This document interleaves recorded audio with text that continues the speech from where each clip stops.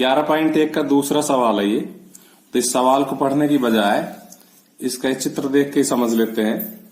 ये बीच में घर बना दिया, ये प्लाट है इसका पूरा जो 25 बाई 25 का है वर्गाकार, और इसके बीचों बीच ये घर बना दिया। जो घर है वो 20 मीटर लंबा है और 15 मीटर चौड़ा है। जो ये बची जगह छायांकित कर रखी है, इसमें बगीचा लगाना है और इस बगीचे को बनाने के लिए 55 रुपये प्रति वर्ग मीटर की दर से खर्च ज्ञात करना है, व्यय ज्ञात करना है कि इस पे कितना रुपया खर्च होगा। तो हम इस बगीचे का क्षेत्रफल निकालेंगे। उसके लिए हम पूरे वर्ग के क्षेत्रफल में से और घर का क्षेत्रफल घटा देंगे। तो पूरा वर्ग का क्षेत्रफल भुजा स्क्वायर यानी कि 25 गुणा 25, घर का क्षेत्रफल 20 गुणा 15, इनको कैलकुलेट करके घटा देंगे तो बगीचे का क्षेत्रफल आ जाएगा और उसको फिर 55 से गुणा कर देंगे तो बगीचा बनाने का व्यय आ जाएगा। ये सवाल का निष्कर्ष था। अब सवाल को हम समझाते हैं। तो लिखेंगे प्लॉट की भुजा या वर्गाकार प्लॉट की भुजा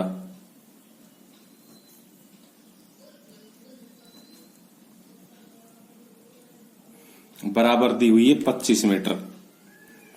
लिखेंगे इसलिए प्लॉट का क्षेत्रफल, क्योंकि प्लॉट वर्गाकार है और वर्ग का क्षेत्रफल होता है भुजा स्क्वायर यानी कि 25 का स्क्वायर। 25 का स्क्वायर का मतलब 25 गुणा 25, 625 वर्ग मीटर।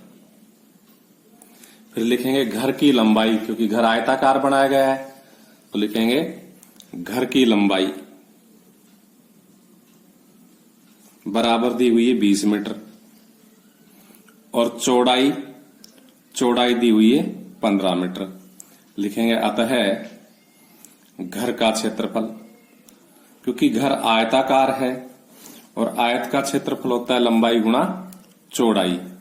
तो लंबाई की जगह 20 रख दो, गुणा चौड़ाई की जगह 15 रख दो, 300 वर्ग मीटर। 15 को 20 से गुणा करेंगे 300 आ जाएगा। अगर हम इस पूरे प्लाट के क्षेत्रफल में से घर का क्षेत्रफल घटा देंगे तो बगीचे का क्षेत्रफल आ जाएगा। लिखेंगे अतः बगीचे का क्षेत्रफल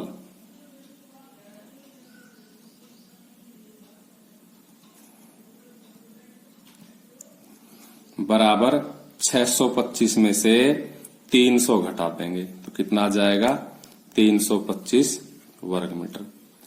लिखेंगे चूंकि 1 वर्ग मीटर बगीचा बनाने का व्यय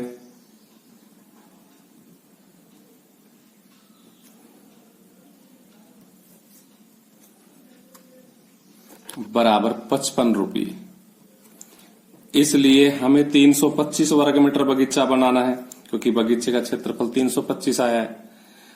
बगीचा बनाने का व्यय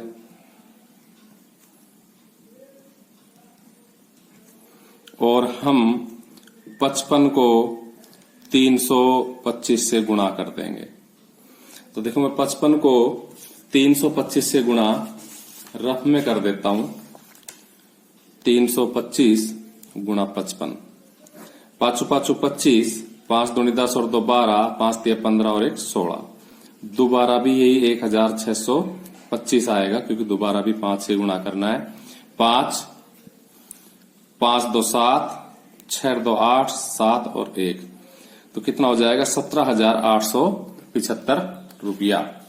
तो हम क्या लिखेंगे बराबर 17,875 रुपये आंसर। तो ये था आपका दूसरा सवाल। अब तीसरा सवाल शुरू करते हैं।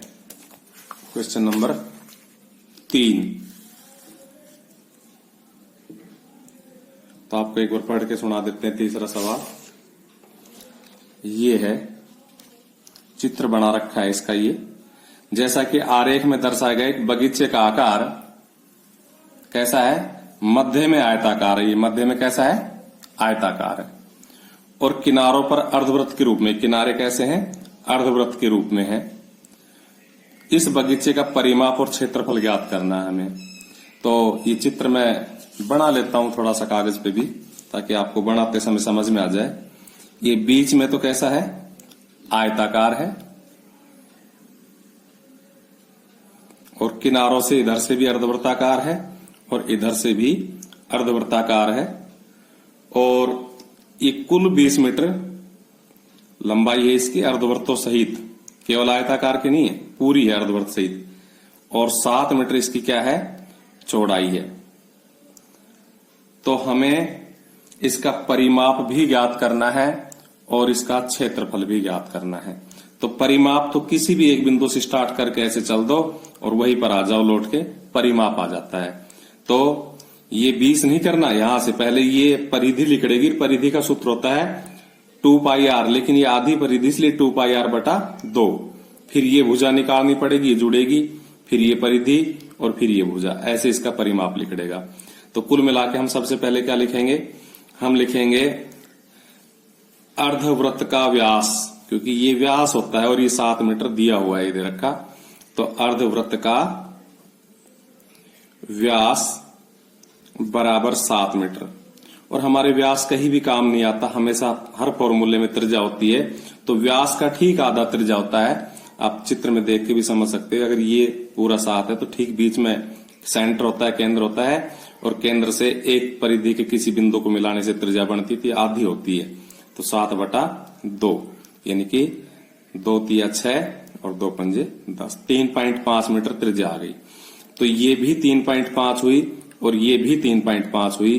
तो अगर हम 20 में से ये 3.5 और 20 में से ये 3.5 घटा देंगे तो यहां से यहां तक की आयत की लंबाई आ जाएगी। लिखेंगे इसलिए आयत की लंबाई बराबर 20 में से 2 बार 3.5 घटाएंगे। और आपको पता है 2 बार 3.5 घटाने मतलब 7 घटाएंगे, और 20 में से 7 गए तो 13 मीटर। अब हम लिखेंगे अर्धवृत्त की परिधि। अर्धवृत्त की परिधि, तो आपको एक बार फिर चित्र में दिखा देता हूं। ये अर्धवृत्त की परिधि क्यों ज्ञात कर रहे हैं, क्योंकि हम यहां से ऐसे परिमाप ज्ञात करना शुरू करेंगे। तो ये आधी परिधि हो जाएगी, फिर ये 13, फिर ये आधी परिधि, फिर ये 13। इस प्रकार से इसका परिमाप आएगा। तो पूरे वृत्त की परिधि होती है 2 पाई r, लेकिन हम आधे की ज्ञात कर रहे हैं इसलिए बटा 2। 2 से 2 कट जाएगा, पाई का मान 22 बटा 7 और r का मान 3.5। तो देखो 7 पंजे 35, 22 पंजे 110 और 1 छोड़ के दशमलव, ये 1 छोड़ के, तो 11 मीटर अर्धवृत्त की परिधि आ गई। अब हमारे पास देखो हमने चरणों में आयत की लंबाई भी ज्ञात कर ली, अर्धवृत्त की परिधि भी ज्ञात कर ली। लिखेंगे अतः परिमाप, अतः परिमाप। तो परिमाप क्या हो जाएगा, पहले 11, फिर 13, फिर 11 और फिर 13। चित्र में समझो इस बात को। देखो पहले 11 अर्थात यहां से यहां तक चले तो 11 चले, फिर 13 चले, फिर 11 चले और फिर 13 चले, यही आ गए। तो ये परिमाप हो गया। तो इस प्रकार से 11 और 13 24, 24 दूनी 48 मीटर। तो ये हमारा एक उत्तर आ गया परिमाप। लिखेंगे तथा क्षेत्रफल, तथा क्षेत्रफल। तो क्षेत्रफल के लिए इसको हम 3 हिस्सों में बांट देंगे। एक हिस्सा तो हमारा ये हो जाएगा पहला आधा वृत्त, एक हिस्सा हमारा ये हो जाएगा दूसरा आधा वृत्त, और एक हिस्सा ये हो जाएगा आयत। तो क्या लिखेंगे, भाग 1 का क्षेत्रफल प्लस भाग 2 का क्षेत्रफल प्लस भाग 3 का क्षेत्रफल। तो हम लिखेंगे भाग 1 प्लस भाग 2 प्लस भाग 3 का क्षेत्रफल। तो देखो जो भाग 1 है वो अर्धवृत्ताकार है, पूरे वृत्त का क्षेत्रफल होता है पाई r स्क्वायर, लेकिन वो आधा वृत्त है इसलिए बटा 2। भाग 2 का भी पाई r स्क्वायर बटा 2, और भाग 3 का लंबाई गुणा चौड़ाई। तो देखो पाई r स्क्वायर बटा 2 में पाई r स्क्वायर बटा 2 जोड़ेंगे तो पाई r स्क्वायर हो जाएगा, क्योंकि आधा ये मिलके 1 हो जाएगा, और प्लस लंबाई गुणा चौड़ाई। अब इसमें हम मान रख देंगे। तो देखो पाई का मान 22 बटा 7, आर का मान हमने थोड़ी देर पहले ही निकाला है, कितना है 3.5। तो आर की जगह हम क्या रखेंगे 3.5, लेकिन इस पे घात 2 है इसलिए 2 बार गुणा करेंगे। लंबाई की जगह हमने देखो लंबाई निकाल रखी है 13 और चौड़ाई इसकी कितनी है 7, ये लिखी हुई है। तो 13 गुणा 7, तो यहां ब्रैकेट में क्या आ जाएगा 13 गुणा 7। देखो 7 से काटेंगे 7 पंजे 35। इन सबको गुणा आप कर लेना, पहले 22 को 5 से गुणा करोगे तो ऐसे ही 11 आएगा जैसे थोड़ी देर पहले हमने किया था। फिर हम 11 को 3.5 से गुणा करेंगे तो 38.5 आ जाएगा। तो ये आया 38.5। इसका और इसका गुणनफल कर लेना, 8वीं क्लास में पढ़ते हो। 13 और 7, 13 7 91। अभी गलती कर देता मैं, जोड़ बैठता ये गुणा है। तो 13 7 91। अब देखो 38.5 में 91 जोड़ देंगे तो 5 8 और 1 9, 9 और 3 12। तो कितना आ जाएगा 129.5। और क्षेत्रफल में स्क्वायर लगता है, जो भी इकाई दी हो मीटर स्क्वायर, हिंदी में बोलते हैं वर्ग मीटर।